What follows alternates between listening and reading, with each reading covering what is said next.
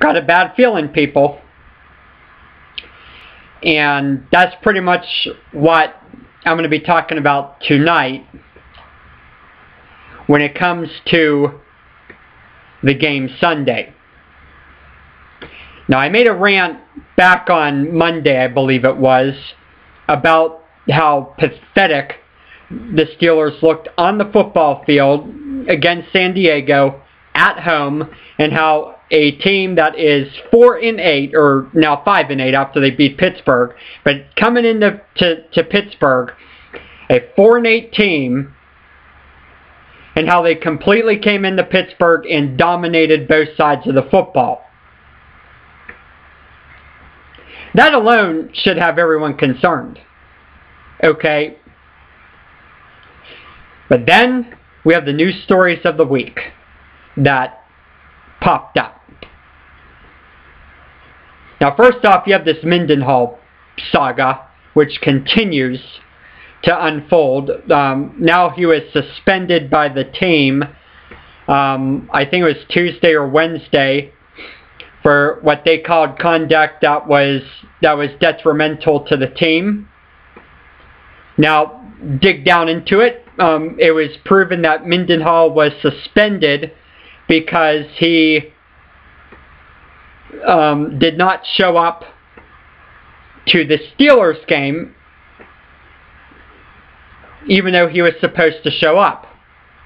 And yes, this is despite him being benched. Despite that, you still, I think, I'll have to relook. I don't know what the team rules are for Pittsburgh. I'll have to relook that up. But supposedly, based on that, even if you're benched or inactive, then you're going to have to show up. I mean, you're going to have to play. So, that's what happened, and my guess is he didn't, I mean, it was clear he wasn't there, because they didn't even show photos, they didn't show any shots of him on CBS during the game, so he definitely didn't show up to the game. Now, I don't know about the rule, but I digress. That happened, I think, early this week. We heard stories about that. Mendenhall was suspended for a game, so he will be sitting out for sure at Dallas and will not dress for sure, even though he was benched to start. But now he was suspended by the team for what they called conduct that was detrimental to them. And you know what?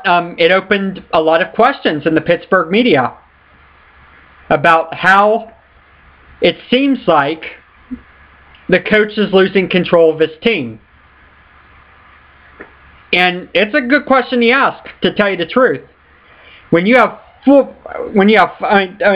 look at it this way. When you have 4 losses in a year, 4 losses, right there, there's my hand right there, and you see my pencil there, or did you? Yeah, there it is there. But 4 losses, 2 teams under 500. In my opinion, when you lose that many games to teams below you, discipline is lacking in the locker room. That's just my opinion. And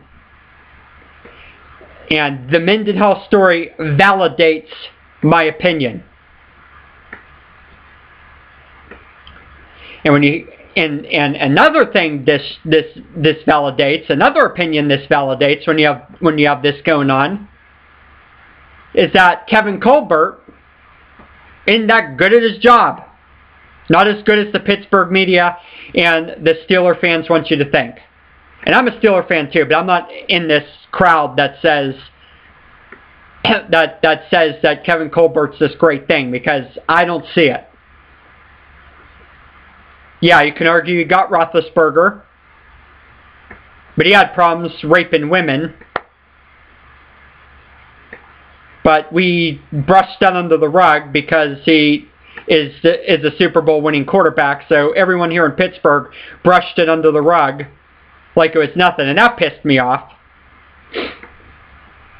But still, I mean, he performs, but off the field he's been a problem until recently. Lately he has done much better, and I commend him for that, for rehabilitating himself. But before that he was problems. But then you have Mendenhall. He's a problem. And his performance has been a problem. And then you have Mike Wallace, and he's another issue, and we're going to get to him in a minute. Ziggy Hood hasn't done much. Cameron Hayward has not done much. So just add it up. The saying is, what have you done for me recently? And recently, Kevin Colbert has not done a whole lot. So take that at face value. And I think this Mendenhall problem is rearing its ugly head. My opinion. And then you have Mike Wallace, dropping passes. He came into the year, held out for a big contract. Didn't get it. Came back to play for his final season or whatever, or whatever. I don't know if they did tag, I don't know what they did. But he came back to play this season. Todd Haley induces the dink and dunk. Mike Wallace grumbles about it, complains about it, wants to go deep. Then at home against the San Diego Chargers, we go deep and he drops the ball. Another example of Kevin Colbert picking bust players.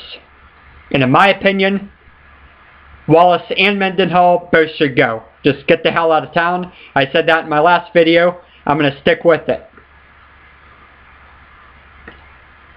So, yeah, this is what we were dealing with this week. And here we go. This week, Mike Wallace goes to the Post-Gazette and says that the fans are, quote, out to get him, end quote. Mike Wallace, shut the hell up. Okay, just shut the hell up. Okay, your performance on the field gives us the right as football fans to boo you. And that's what we did last Sunday. We booed your ass.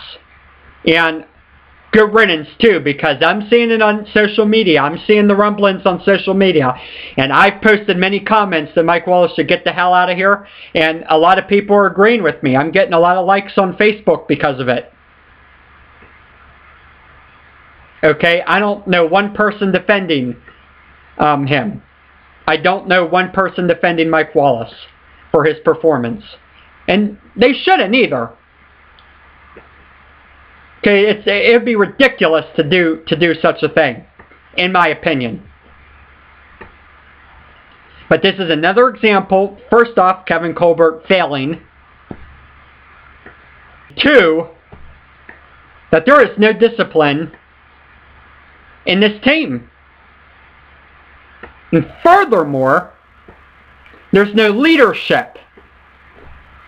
And actually, that's the big one. Leadership. Who's the leader on this team that will get these people in the line? Get these big mouths, get these punks in the line, like Mendenhall and Mike Wallace, to get them to perform. That's a problem. And with that in mind, leadership and discipline is what's going to lose the game Sunday at Dallas. Because let's face it. Okay, first off, I just want to say for the record, I dislike Dallas with an intense passion. It was genetically passed down from my grandmother, God bless her, who's up in heaven now, watching over us. I mean, she loved Pittsburgh back in the 70s. That's where I got this from. That's why I started liking the black and gold. Despite being born out in Denver, I like the black and gold because My grandmother liked him and just passed it down. I looked up to her as a role model as a very young kid. And if there was one team that she really hated, it was Dallas. And I dislike Dallas too, to tell you the truth. I really dislike Dallas, and I still dislike Dallas to this day. So this pains me, but at the same time, Dallas has discipline. Okay? Now, they don't have much leadership either, to tell you the truth. I don't think Tony Romo's a great leader. I don't think Jason Garrett's a great leader. Jones, who I forget his first name, but I should know. Jerry Jones. He's not a great owner, but neither is Art Rooney II. I've said I said he's overrated, and I stand by my opinion on that. Art Rooney II is overrated. Dan Rooney is overrated. And Kevin Colbert is overrated, all by the Pittsburgh media and these Pittsburgh Steeler fans, these Kool-Aid drinking Steelers fans who say these people are good. They're not good at all. Okay? And I gave my I preached my sermon about actually Art Rooney, who we called the Chief, actually being the architect of the Steeler greatness, because after he made his moves, Pittsburgh's only won 2 Super Bowls in a few decades, so that's a pretty lousy record to be on. But the thing is, Dallas does got discipline. They're not. I mean, they're misfits. Okay, let's just be real. I mean, they are one of those up and down, inconsistent teams, but they're a disciplined team for the most part. Minus, who was it, Des Bryant or Miles Austin or one of those people. But for the most part, they're a disciplined team. I mean, they're not great, they're not consistent, but they got discipline, and Pittsburgh right now has nothing. Then you look at leadership. Neither team has that, so that cancels each other out. But even then, as of now, you got to say Dallas probably, I mean, after what happened, that DUI accident, you almost have to think that Dallas maybe found some leadership, banded together, and are now going to ride this wave and maybe get some leadership and get some discipline, and we'll have both over Pittsburgh, who's still scrambling around with their like chickens with their heads cut off. That's a huge problem. These 2 incidents pretty much defined what's going to happen this week. So that's my preview this week. I don't think it has anything to do with the field play. I don't think it has anything to do with play calling this week. I don't think it has anything to do with any of that. Play calling, route running, mechanics, performance. I don't think it has anything to do with that. I think what it's going to come down to this weekend is discipline and leadership. And the Steelers just do not have either right now. They have nothing. They don't have either of those things. So therefore, I think that, and it pains me to say this because I hate Dallas, but I think Dallas is going to win this game. I honestly do. I actually feel more confident about this game than I even did the Baltimore game, and I'm at Baltimore with a third-string quarterback. I was proven wrong about that, obviously, and I had to sing the polka. But this time, no wagers. I'm not going to do that again. Okay, I'm not going to inspire anything. I'm not going to inspire karma the hit. This time, I'm just gonna say it. I'm going to go on record, and I'm going to put my credibility on the line, and I'm going to say Dallas wins this game Sunday. Final, I won't predict the final. I would say it's going to be at least 2 touchdowns, I would say. At least 2 touchdowns, maybe 3. If you want to get me on a score, I would say probably 31 to 10.